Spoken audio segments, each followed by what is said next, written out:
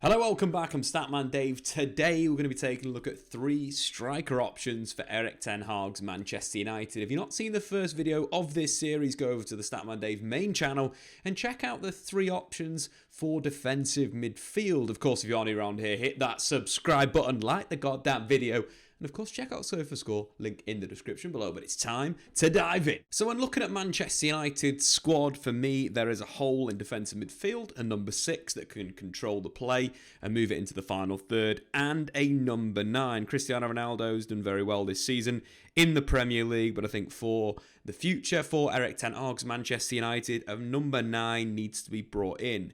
In terms of players that fit Erik ten Hag's system, for me, they have to be comfortable at receiving the ball to feet. Whether a false 9 that will drop off into the space and receive and then play forward like an attacking midfielder, or a back-to-goal 9 that will draw people in and then use little layoffs or through balls to get players into the box.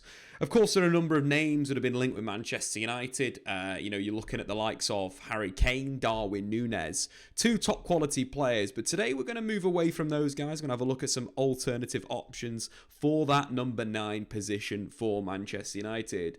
I think first, a number 9 that obviously has worked under Erik ten Hag and played some of his best football, Sébastien Haller. Sébastien Haller was signed by West Ham for then a record fee for the football club. Didn't quite work out at West Ham. I feel like they need a different style of forward. They need a forward that plays in the channels, that can receive long passes before bringing in teammates like a Mikel Antonio or a Darwin Núñez, a player that's probably does a little bit better in a counter-attacking team. But let's take a look at Sébastien Haller. I think he's a player that's massively grown under Erik ten Hag, and I feel that's like something that you want to be building off. Players that have previously worked under the Dutch tactician and massively stepped up. Sébastien Haller, 27 years old, 190 centimetres, a bit of a unit of a footballer, but played his best football under ten Hag at Ajax, but also played under him at Utrecht. So that relationship is there. In the Eredivisie this season and across the Champions League, he scored 31 goals, 21 coming in 30 games, as well as 7 assists in the Eredivisie. But the big, standout point for his career, doing it in the Champions League, 11 goals in 8 games, the fastest player ever to meet that match. So with Ajax this season, Dusan Tadic moved to the left wing in a more creative role. Anthony on the right-hand side and Berghuis, 3 left-footers behind Sébastien Haller. The game against Borussia Dortmund in the Champions League in the group stages, an Ajax 4-0 win, was a really good idea to what Sébastien Haller could add to a team. First and foremost is that ability to receive those long passes, which is really important for an Erik ten Hag team. But in this game, he was at his creative best. Little layoffs, little 1-2s, but more importantly, keeping the ball moving with flick-ons and through passes. Sébastien Haller in this match scored a goal, got himself 2 assists in the game, created 5 chances overall. One of the best centre-forward creative displays in the Champions League this season. And I think he's a player that could play that exact same role for Manchester United with attacking players around him, would allow him to not only bring long balls down or long passes down from out of the defence, either with flick-ons or little layoffs, but also could use his creativity and height to flick the ball on to movement from, let's say, Bruno Fernandes from attacking midfield, or alternatively, flick-ons going to the left-hand side for Marcus Rashford or even Jadon Sancho on the right. Sébastien Haller knows Erik ten Hag's style and system, but there are suggestions that he wouldn't follow the Dutchman to Old Trafford. But I think number 1 would be a fantastic option. Coming into the peak of his career, target men usually peak around 28, 29, 30, and at 27, Sébastien Haller has got the best years of his footballing life ahead of him, and I think as well a bit of a point to prove considering what happened last time in the Premier League. But let's look at some other options. Let's look at some targets that haven't necessarily played with Erik ten Hag as their manager. One guy that's come out of Serie A this season as a Zlatan-esque centre-forward at 6'5", the same height as Sébastien Haller, is Gianluca Scamacca. reportedly available for 30 million euros. I think Man United need to make a number of signings this summer, so going for the number one choice, a Darwin Núñez or a Harry Kane, might not be the best strategy, but picking up young footballers like 23-year-old Scamacca from Sassuolo, this would allow United to manoeuvre in the transfer market and spend funds in multiple positions versus getting one star signing that we've seen fail before at Old Trafford.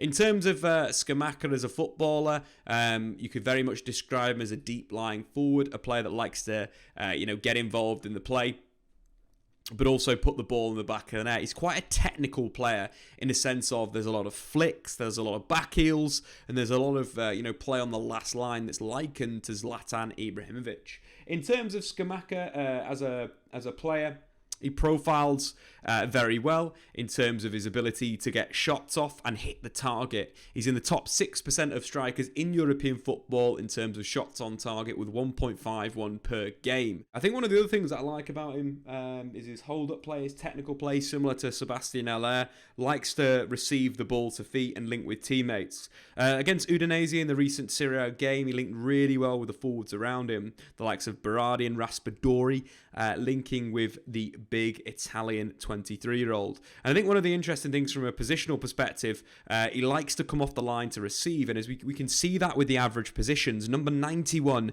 is Scamacca, more of the tip of a diamond, with Raspadori and Berardi ahead of him than that central striker. He likes to receive to feet, he likes to receive off the line. We could see that with his impressive numbers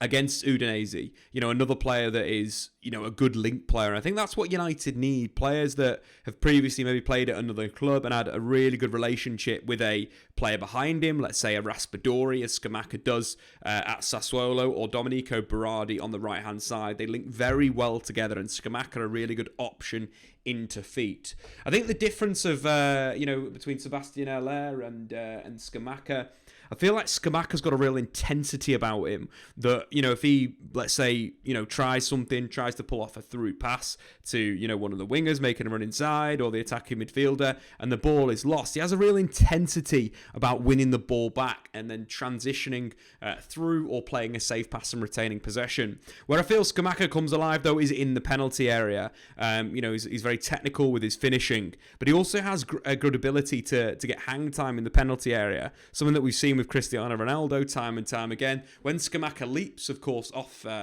his feet, he's got some good hang time to get his head on the ball and flick it towards goal. I think a real quality. Or the other potential that he has in the penalty area when the ball's coming in, he's renowned for bicycle kicks, for scissor kicks, for really technical finishes. So again, another asset for Manchester United, a player that will, help United build up the pitch, dropping in to receive, to allow that possession play to play through, but then when the ball goes wide, will get himself into the penalty area, move around, and then the tap-ins that you find Scamacca finishing off in Serie A, very, very good. In terms of his non-penalty goals this season, in Serie A is at 0.6, which puts him in the top 10% of players. But the other thing I quite like about Scamacca is he seems to be a very good finisher. He scored 13 goals from an XG of 9.29 in open play. A good back-to-goal striker that can score special goals.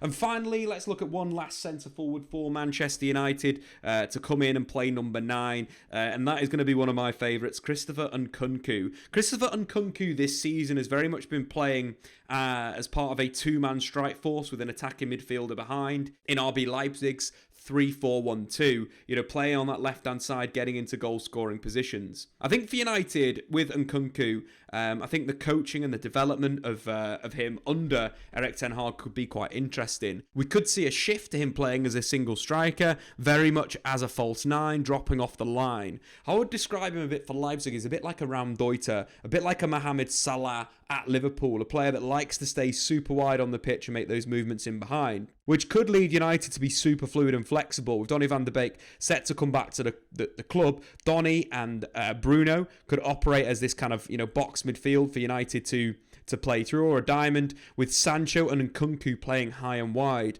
Nkunku's very, very good on the last line, makes a lot of movements in behind the defence, a quick player who's technically good, so he can bring the ball down when he's in behind the opposition's defence. So it could be a bit of a shift of a point of attack for Erik ten Hag. Could even see a diamond with Donny van de Beek maybe as that central player, and Nkunku and Jadon Sancho maybe operating as more centre forwards. Alternatively, though, I could see Nkunku play centrally. Bruno Fernandes maybe moved out to the left wing, and Nkunku playing kind of that like last line play in and around the defenders. The reason why I talk about Nkunku, he is the most formed player in the world of football right now.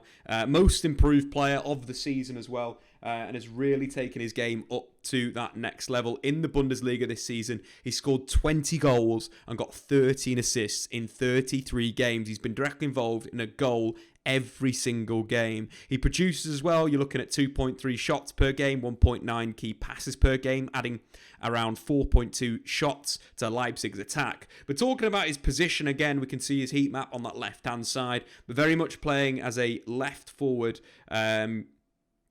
in either Leipzig's 3-4-2-1 or alternatively in their kind of 3-4-1-2, either starting a little bit deeper and then joining the attack from that inside left position, or alternatively playing as a left-sided striker as we saw against Hoffenheim in the recent Bundesliga game. Sole forward on his own, a goal and assist, 3 shots, 100% of his dribbles completed, 1 key pass. These are the types of positions that I'd like to see him take up for United as that centre forward.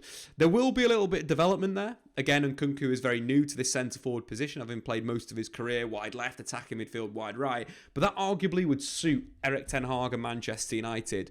And I just feel he's got the quality right now to add a lot to an attack. The movement in behind, the real high-level finishing, but also the unselfish nature. And Nkunku not only will put the ball in the back of the net, as we can see with his 20 goals, but his 13 assists, a lot of them come from when he breaks in behind the opposition's defence, waits for the right moment for a teammate to tap it in. Donny van de Beek will be playing as a number 10 at times at Erik ten Hag's United, like he did for Erik ten Hag's Ajax. And I feel like the movement of Nkunku, the pace in behind with the support play of Donny van de Beek and Bruno Fernandes could be absolutely fantastic as a combination. But anyway, guys,